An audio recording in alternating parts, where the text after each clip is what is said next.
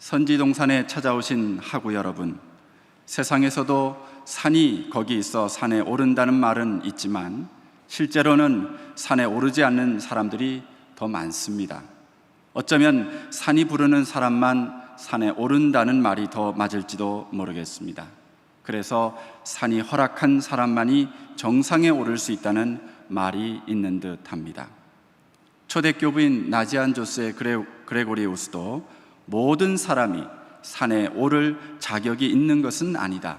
산에 오를 준비가 안 된 사람들은 멀리 떨어져 서 있어야 한다고 말했습니다. 그래서일까요? 전문 산악인이라도 고봉에 오르기 전에 자기 몸과 마음과 주변을 정갈하게 하는데 무척이나 신경을 쓴다고 합니다. 산이 거기 있다고 산에 오르는 이유는 그곳이 영봉이기 때문은 아닐까, 그런 생각을 해봅니다. 반면에 골짜기가 거기 있어 골짜기로 내려간다, 그런 말은 우리가 들어본 적이 없습니다. 골짜기와 달리 산은 내려다보는 대상이 아닙니다. 우러러 보아야 하는 대상입니다. 그래서 산은 거룩한 경외와 무한한 갈망을 불러일으키곤 합니다. 교회사에 빛나는 영성가들도 주로 산에 거하며 하나님과 깊은 대화를 나누었습니다. 우리 주님도 새벽 미명에 기도하실 때면 산에 오르셨습니다. 평야나 해안가는 주로 사람들이 모여 사는 곳으로 가르치고 섬기기 위해 가는 것이지 기도를 위해 선별된 곳은 아니었습니다. 하나님의 말씀인 성경에는 오늘 본문에 나오는 이 변화산을 비롯하여 산과 언덕과 같은 그런 고지가 무려 500번 넘게 등장합니다. 그런데 이 성경에서 말하는 산이 지니는 이 함의가 그렇게 단순하지가 않습니다. 굉장히 복합적이고 역설적이기까지 합니다. 먼저 산은 이 물리적으로 변하지 않는 그 영구적인 특성 때문에 아주 견고한 피난처를 상징하기도 했지만 그 가파른 경사, 절벽, 바위, 구름, 번개 이런 것들 때문에 아주 두려운 험지를 상징하기도 했습니다. 더 나아가 산은 단순히 물리적인 실체이기보다 영적인 상징이었습니다. 산은 이스라엘의 하나님께서 친히 명령하신 진정한 예배의 처소이기도 했지만 고대 근동 지방에서 이방 민족들이 우상을 숭배하던 곳이기도 했습니다.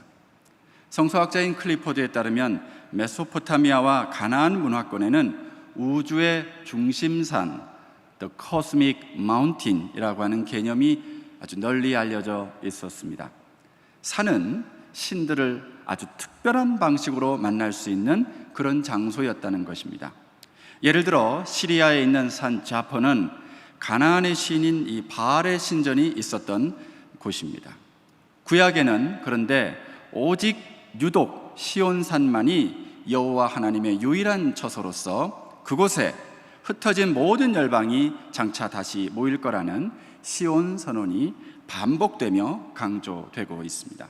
그것은 바알신의 자폰 선언에 대한 의도적인 반박이었습니다. 신약에 들어와 예수님은 산상수훈의 말씀을 예루살렘 근처 감람산에서 선언하셨습니다. 우주의 중심산, 그곳이 어디인지 비로소 확인해 주신 것입니다. 그러면서 제자들은 이 우주의 중심산 논쟁이 이것이 장소의 투쟁이 아니라 가치의 투쟁임을 어렴풋이 깨닫기 시작했습니다.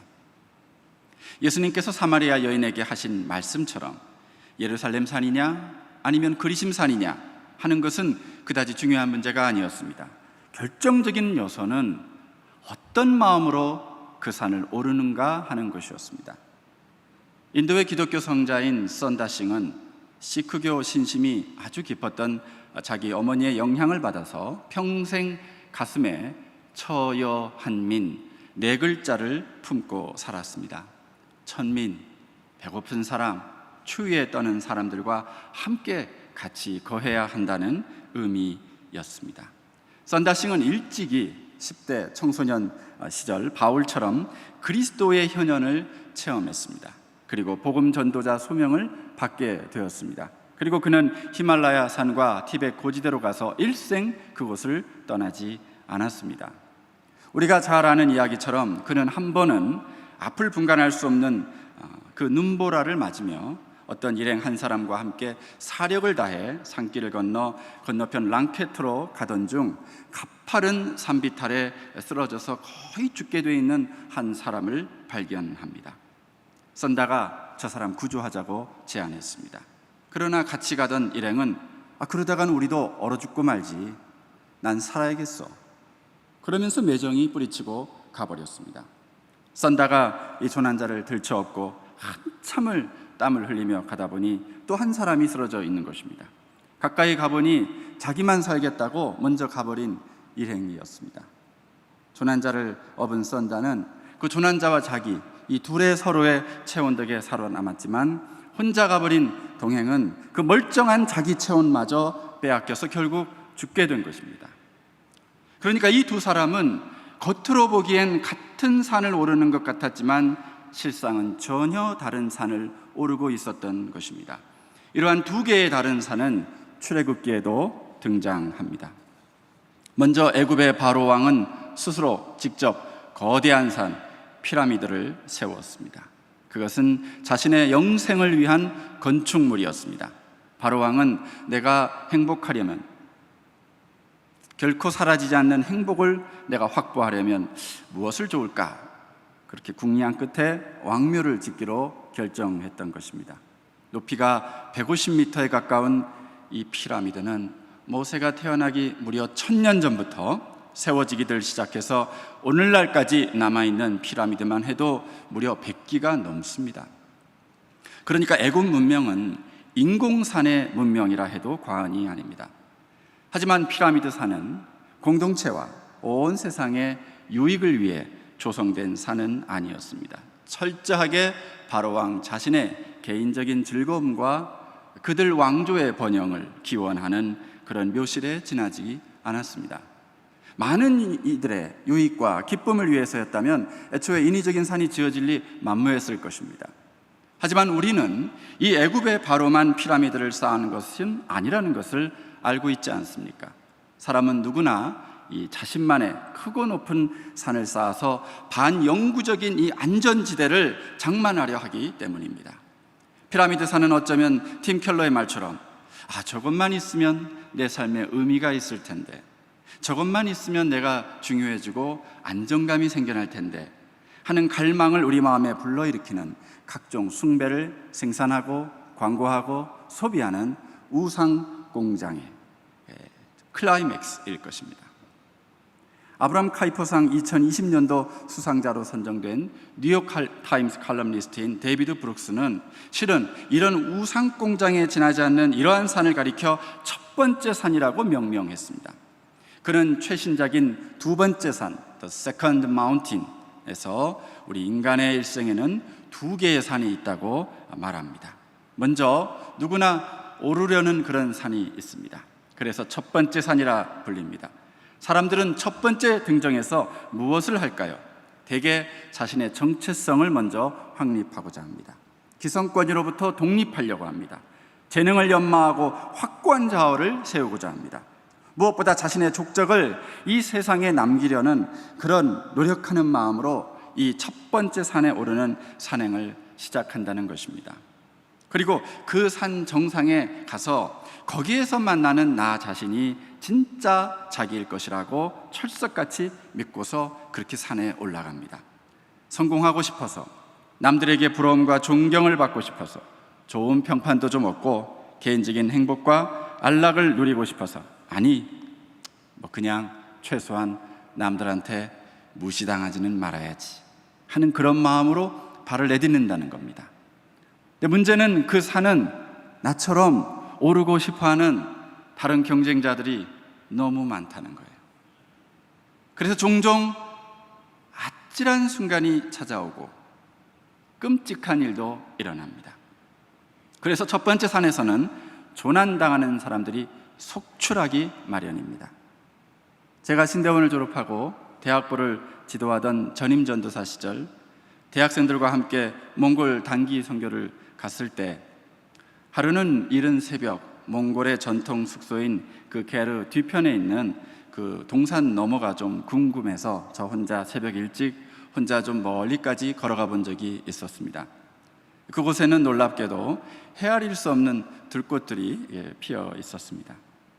너무 아름다운데 생전 듣도 보도 못한 꽃들이 펼쳐져 있는데 그 이름도 모를 들꽃들이 끝도 없이 피어 있는데 혼자서 그 꽃들을 하염없이 보고 있으니 신라시대 최치원의 진달래라는 시가 떠올랐습니다.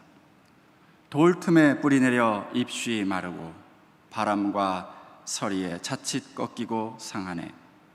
가을 자태 자랑하는 들국화야 바라리오만 추운 날 끄떡않는 소나무를 부러워하네. 가여워라 고운 빛깔로 바닷가에 서 있건만 어느 누가 좋은 집 난간 아래 옮겨 심을까. 무 초목과 다른 품격 지녔건만 지나가는 나무꾼이나 한번 봐줄런지. 최치원은 외딴 곳에 피어있는 그 꽃들의 처지를 슬퍼했습니다. 그러나 우리 주님은 달랐습니다. 드레베카파가 어떻게 자라는가 생각하여 보라. 수고도 아니하고 길쌈도 아니하느니라. 그러나 내가 너에게 말하노니 솔로몬의 모든 영광으로도 입은 것이 이 꽃 하나만 갖지 못하였느니라. 하지만 어째서 그럴까요? 최치원의 시 한 수는 언뜻 알 것 같은데 우리 주님의 말씀 한 구절이 선뜻 그때는 이해되지 않았습니다. 어째서 주님은 이역만리 초원에 펼쳐진 이 무명의 들꽃들이 세상 모든 부귀영화를 역사상 최고로 거머쥐었던 한 최고 권력자도 감히 넘보지 못할 그런 영광을 지금 누리고 있다고 말씀하신 걸까? 그때는 미처 몰랐다가 얼마 전 북한강 상류를 걷다가 피어난 꽃들을 바라보다 그렇겠구나 하고 싶었습니다.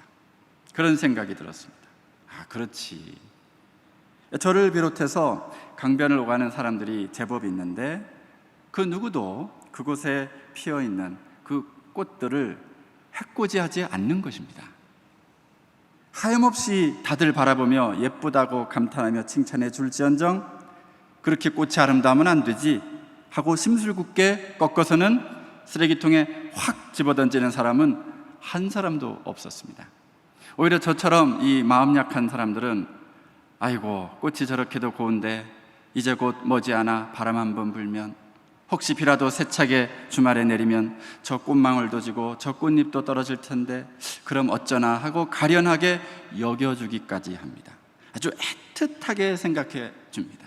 생각하고 또 생각하고 그렇게 자꾸 생각하고 깊이 생각하는 단어를 헬라어로 도케오라고 하죠. 거기서 영광이라는 독사라는 단어가 나왔습니다. 그것이 바로 우리 주님이 말씀하신 드레핀 백합화가 누리는 영광 가운데 하나가 아니었을까 애틋하게 생각해주는. 하지만 솔로몬을 비롯하여 남들이 가지지 못한 어떤 것을 가진 이들, 남들은 누리지 못하는 어떤 것을 자기는 누리는 이들은 결코 그것으로 영광을 오롯이 누리지 못하는 법입니다. 오히려 그로 인해 끔찍한 질투와 시기, 조롱과 공격, 거짓 증언과 죽임까지 당하곤 합니다. 과거 민주화 운동을 오래 하시다가 대통령에 오르신 분이 퇴임을 앞두고 이런 말을 남긴 적이 있었습니다. 영광은 한없이 짧았고 고통과 책임은 무한히 길고 무거웠다. 이처럼 인간은 누구나 자기 성취를 위한 이 첫 번째 산을 오르는 과정에서 생각지도 못한 일로 호된 실패와 시련을 겪으며 치명적인 데미지를 입고 나가떨어지는 일이 발생하기 마련입니다. 설령 천신만고 끝에 정상에 올랐다 해도 이게 내가 바라던 전부인가 하는 쓸쓸한 독백만 남습니다. 자신이 길을 통째로 잃어버렸다는 이 진실과 마주하는 것 다름 아닌 첫 번째 산의 정상입니다. 아니 어느 산등성이일 것입니다. 인생에는 전혀 예상치 못한 난관이 이처럼 있는 법입니다. 피라미드 산이든 토마스만의 마해산이든 이 첫 번째 산을 등정하려 했다가 고꾸라지는 순간이 찾아오게 마련입니다. 그렇게 인생을 뒤바꾸어 놓는 비극에 세게 한번 맞으면 가게 되는 곳이 있습니다. 바로 골짜기입니다. 그러니까 골짜기가 있어 내 발로 걸어 내려간 것이 아니라 그냥 굴러떨어진 거죠. 브룩스는 이 계곡에 떨어지는 그 추락이 그런데 이상하게도 행복한 추락이라고 말합니다. 어거스틴의 표현을 빌리면 오 행복한 대죄여, 펠릭스 꿀바의 순간이라는 거죠. 추락하긴 추락하는데 떨어지지 않으려고 바둥댈 때 그때 괴로웠던 마음이 많았는데 오히려 떨어지고 나니 끝없이 추락하는데 그 순간 바둥거릴 때 알지 못했던 그 형언할 수 없는 행복함이 있는 거예요. 필설할 수 없는 그 행복한 추락의 고통 속에서 인간은 자신의 참자아를 찾는 어떤 계시의 순간을 맞이한다는 겁니다. 그것은 바로 두 번째 산이 부르는 소리일 것입니다. 애굽이라는 이 첫 번째 산에서 굴러떨어진 모세를 부르는 두 번째 산이 있었습니다. 그 산은 시내 산이었습니다. 유대 역사가 요세푸스에 따르면 시내 산은 그 지역 산 중 최고봉일 뿐만 아니라 유난히 가팔라서 오르기 힘들고 쳐다보기만 해도 아찔할 정도의 산이라고 했습니다. 이처럼 시내 산은 처음부터 오를 수 있는 그런 산은 아닙니다. 첫 번째 산에서 조난당해 저 아래 계곡에 떨어져 본 사람만이 갈 수 있는, 아니 절대자의 초청을 받은 자만이 이끌리게 되는 그런 산이라는 것입니다. 프레드릭 비크너 목사님은 두 번째 산에서 우리 인간은 마치 모세처럼 양과 염소똥을 잔뜩 묻힌 신발을 신고 실패, 기만, 위선이라는 그 삶의 먼지를 뒤집어 쓴 나그네 신세가 된 채 떨기나무 앞에 서게 된다고 털어놓은 바 있습니다. 하지만 예전에 첫 번째 산을 침범할 때는 내가 되려 한 자신의 이상적 자아, 에고 아이디어를 중시하며 경계를 겁도 없이 넘다가 거의 죽을 뻔했다면 이제 두 번째 산으로 이끌릴 때는 전인적인 인간, 홀 퍼슨을 중시하며 조금씩 되살아나게 됩니다. 자아가 중요했던 피라미드 산에서 소명이 중요한 신의 산으로 발걸음을 옮긴 덕분입니다. 첫 번째 산을 정복해서 자신이 바라는 우상을 제조하려 했던 오만한 내가 이제는 두 번째 산에 정복되고 싶은, 그래서 산 정상이 아니라 허락된 어느 경계까지만 오르는 그런 겸손한 내가 되어 하나님이 바라시는 존재로 변해갑니다. 드디어 내가 원하는 자리가 아니라 내가 있어야 할 자리로 인도된 것이죠. 미국의 텔레반젤리스트인 조엘 오스틴은 첫 번째 산에 다들 올라가서 잘 풀리는 인생, 잘 나가는 인생을 누리라는 소위 번영의 복음, 프라스페리티 가스펠을 선전했습니다. 그렇지만 동구 공산권 크로아티아 출신 가난한 개척교회 목사님의 아들이었던 신학자 미로슬라브 볼프는 두 번째 산에 올라가서 진정 의미 있는 인생을 누리라는 또 다른 차원의 번영의 복음, 플러리싱 가스펠을 선언했습니다. 몇 해 전 이 장신대 이 자리에서 그 플러리싱 가스펠을 역설하기도 했습니다. 바로가 피라미드 산에서 추구한 것이 끝내 사라지고 마는 기쁨이라면 모세가 신의 산에서 조우한 것은 결코 사라지지 않는 기쁨입니다. 이러한 사라지지 않는 기쁨의 비밀, 이 복음의 비밀을 아는 제자도의 길을 걷는 하나님의 종들이라면 끝내 사라지고 말 그런 세상의 기쁨을 두고 상대방과 부딪히는 일이 있겠습니까? 섬김받으려 하지 않고 섬기려고 하는 자는 이 섬김을 받으려고 하는 자와 서로 부딪힐 일이 없습니다. 십자가의 자리를 선택한 예수님과 공의회의 상석을 선택한 대제사장은 애초에 서로 가는 길이 다릅니다. 광야로 이끌린 모세가 피라미드를 꼭 끼고 있는 그 바로 왕과 그 피라미드를 두고 부딪힐 일이 뭐가 있겠습니까? 대제사장도 알고 보면 애초부터 예수님이 혹시 자기 자리 차지할까 싶어서 죽인 것이지 주님과 그 십자가의 자리를 두고서 다툰 것은 아니었습니다. 사랑하는 장신하고 여러분, 이 두 산 사이에 있는 인생 계곡에서 지내는 경험은 여전히 모호한 성취에 집착하면서 끝내 사라질 기쁨에 목말라 하던 낡은 자기인 채로 전혀 변하지 않은 채로 그 모습 그대로 빠져나와야 할 그런 소모적인 골짜기가 아닙니다. 오히려 그것은 사라지지 않는 기쁨을 맛보는 명료한 소명을 지향하는 새로운 자기로 다시 빚어져서 변화되어서 궁극적 헌신을 향해 활짝 열리려면 고스란히 거쳐내야 하는 시간일 것입니다. 성경에는 아브라함의 모리아산, 모세의 시내산, 엘리야의 갈멜산, 주님의 변화산으로 이렇게 두 번째 산맥이 의연하게 이어져 있습니다.